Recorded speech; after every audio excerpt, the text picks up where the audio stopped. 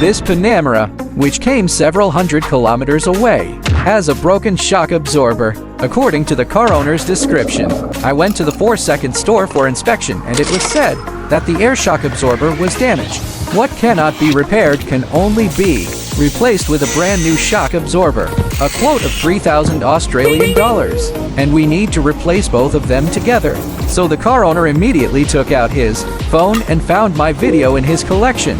After leaving a message in the video, I drove directly over. Technicians are also smooth sailing. It was repaired in less than a cup of tea.